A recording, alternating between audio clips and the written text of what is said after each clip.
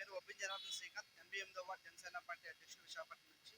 ఈరోజు మా అధ్యక్షులు శ్రీ పవన్ కళ్యాణ్ గారు 11 సంవత్సరాలు ఈ జనసేన పార్టీ స్థాపించి 12వ సంవత్సరానికి ఈ నెల మార్చి 14న అడుగుపెడుతున్నాం. అంగరంగ వైభవంగా ఈ ఆవిర్భావ దినోత్సవాలు మా పిఠాపురంలో మా అధ్యక్షుల వారి కాన్ఫరెన్స్లో జరుపుకోవడం చాలా ఆనందంగా వస్తుంది. ఎందుకంటే ఈరోజు జనసేన పార్టీ ఆవిర్భావాన్ని మీరు చూసినట్లయితే ఎన్నో ఒడిదుడుకులు, ఎన్నో కష్టాలు, ఎన్నో సంస్థలపై పోరాటాలు, ఎంతో మందికి సేవా కార్యక్రమాలు ఇవన్నీ చేస్తూ ఈరోజు పార్టీ 7 సిద్ధాంతాలను జయంగా పెట్టుబడి ముందుకెళ్తున్నాము.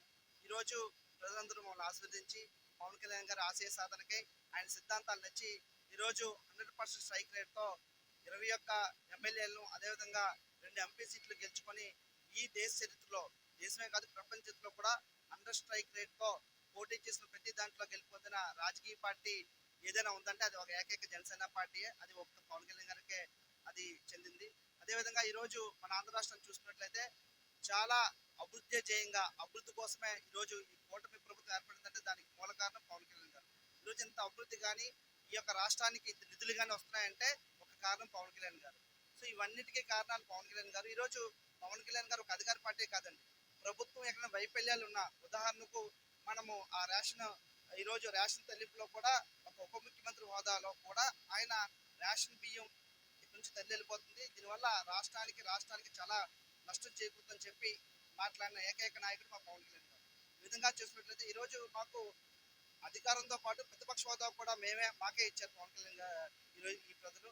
కావున ఇంత ప్రజలు మమ్మల్ని ఆదరించినందుకు తప్పకుండా రాబోయే రోజుల్లో జనసేన పార్టీ దినదిన అభివృద్ధి చెందుతుంది. పవన్ కళ్యాణ్ గారు ఇంకా మంచిగా ప్రజల్లో చైతన్యం తీసుకుని వచ్చి రాష్ట్ర అభివృద్ధికి ఎంతో తోడ్పడతారు.